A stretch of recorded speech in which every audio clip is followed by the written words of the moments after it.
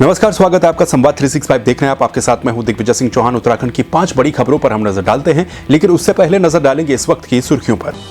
Devasthanam board के भंग होने से तीर्थ पुरोहितों में खुशी की लहर, मिठाइयां बांटकर मनाया जश्न। 4 दिसंबर को देहरादून के बाद 24 दिसंबर को कुमाऊं में भी होगी पीएम मोदी की रैली। बीजेपी के शीर्ष नेताओं के दौरे के बाद हरकत में कांग्रेस, जल्द ही उत्तराखंड आ सकते हैं राहुल गांधी। कोरोना के नए वेरिएंट ओमिक्रॉन को लेकर उत्तराखंड शासन ने जारी किया एसओपी, निगरानी बढ़ाने के निर्देश। उत्तराखंड में पिछले 24 घंटों में 28 कोरोना के नए संक्रमित मरीज, नहीं हुई कोई मौत।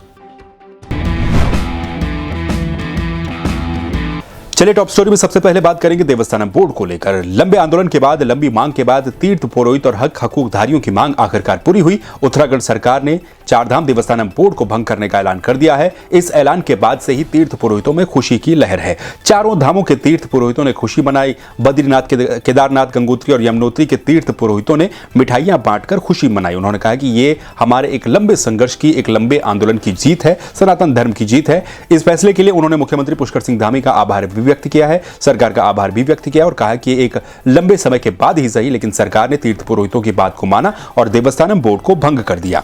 तो 2 सालों से तीर्थ पुरोहितों का आंदोलन इसको लेकर के चल रहा था। चारों धामों में तीर्थ पुरोहितों ने जश्न मनाया, एक दूसरे को मिठाइयां खिलाई। हरिद्वार की अगर हम बात करें तो वहां पर गंगा का दुग्ध अभिषेक किया गया। इस तरीके से तीर्थ पुरोहितों ने और हक हकूकधारियों ने जगह जगह पर खुशी मनाई इस फैसले को लेकर। तो लंबे समय से सरकार के ऊपर एक दबाव भी था और उच्च स्तरीय समिति भी बनाई गई थी, जिसकी रिपोर्ट के आधार पर अब सरकार ने, मुख्यमंत्री पुष्कर सिंह धामी ने ऐलान किया है कि चारधाम देवस्थानम बोर्ड को भंग प्रदेश में किया जाएगा। हालांकि कुछ समय के बाद चुनाव भी है। एक बढ़ती नाराजगी को देखते हुए चुनाव से पहले यह कदम भी काफी एक महत्वपूर्ण कदम माना जा रहा है। अब इसका कितना नफा नुकसान सरकार को या बीजेपी को होगा, आने वाले चुनाव में पता चलेगा। बात प्रधानमंत्री के दौरे को लेकर, तो 4 दिसंबर को प्रधानमंत्री नरेंद्र मोदी देहरादून आएंगे। देहरादून में प्रधानमंत्री नरेंद्र मोदी की एक रैली होगी। इस रैली में 30,000 करोड़ के विकास कार्यों का लोकार्पण और शिलान्यास भी प्रधानमंत्री के द्वारा किया जाएगा। तो क्योंकि 2022 में विधानसभा के चुनाव है, बीजेपी के शीर्ष नेताओं के दौरे लगातार उत्तराखंड में चल रहे हैं। इससे पहले तमाम शीर्ष नेता, जिनमें जेपी नड्डा, अमित शाह, राजनाथ सिंह और खुद प्रधानमंत्री नरेंद्र मोदी इससे पहले भी उत्तराखंड आए थे। लेकिन ये चुनावी जनसभा होगी जिसमें कि बीजेपी ने टारगेट रखा है कि लाख से ज्यादा कार्यकर्ताओं को और लोगों को यहां पर पहुंचाया जाए, इस रैली में पहुंचाया जाए। तो इसके बाद अब खबर यह है कि 24 तारीख को कुमाऊं क्षेत्र में भी प्रधानमंत्री नरेंद्र मोदी की रैली होने वाली है। 4 दिसंबर के बाद 24 तारीख को दिसंबर को यह रैली प्रस्तावित फिलहाल है। हालांकि जगह का चिन्हीकरण अभी किया जाएगा। बताया जा रहा है कि या तो रुद्रपुर में यह रैली होगी या फिर कुमाऊं के किसी अन्य क्षेत्र में, हल्द्वानी में यह रैली हो सकती है। तो इन दोनों ही जगहों में से किसी एक जगह पर इस रैली को होना है। 24 दिसंबर को कुमाऊं में ये रैली होगी। इसके साथ ही अब इसके बाद जो बीजेपी के अन्य नेता हैं, शीर्ष नेता हैं, उनके दौरे भी उत्तराखंड में कुछ दिनों के बाद एक बार फिर से देखने को मिल सकते हैं। और प्रधानमंत्री नरेंद्र मोदी का दूसरा ही दौरा इसी महीने में 24 तारीख को होने वाला है।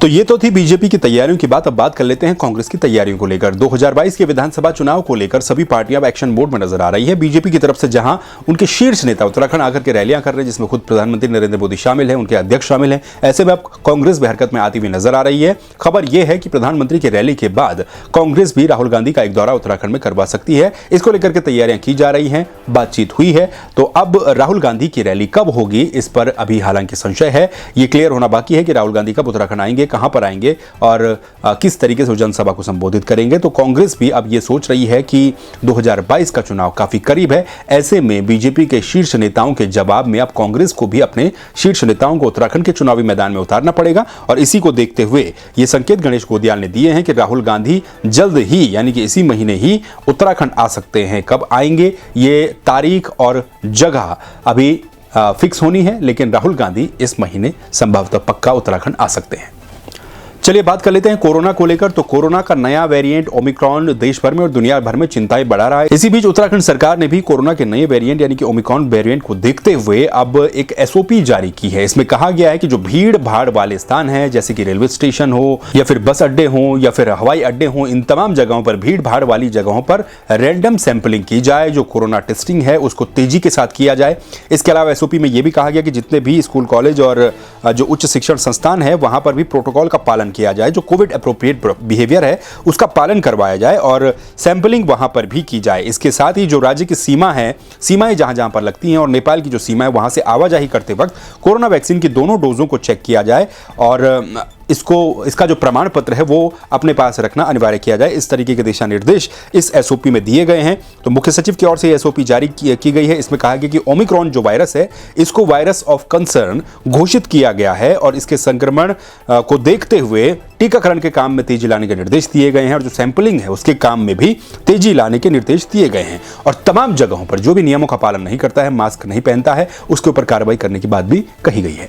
चलिए कोरोना अपडेट की बात कर लेते हैं। पिछले 24 घंटों की अगर हम बात करें तो उत्तराखंड में पिछले 24 घंटों में 28 नए कोरोना के संक्रमित मरीज सामने आए हैं। वहीं एक भी मरीज की हालांकि मौत नहीं हुई है और 19 मरीजों को ठीक होने के बाद घर भेजा गया है। इसी तरीके से उत्तराखंड में जो एक्टिव केस हैं, सक्रिय जो मामले हैं, उनकी संख्या बढ़कर के 141 हो गई है, जबकि सोमवार को 132 मरीज जो है वो उत्तराखंड में सक्रिय थे। इसमें बढ़ोतरी हुई है, करीब 9 मरीजों की बढ़ोतरी इसमें हुई है। स्वास्थ्य विभाग की ओर से जो बुलेटिन जारी किया गया था उसके मुताबिक 11,615 सैंपलों की जांच रिपोर्ट नेगेटिव आई है। ये बताता है कि कुछ दिनों में जो सैंपल कलेक्शन करने की प्रोसेस है उसमें भी अब एक बार फिर से इजाफा देखने को मिल रहा है।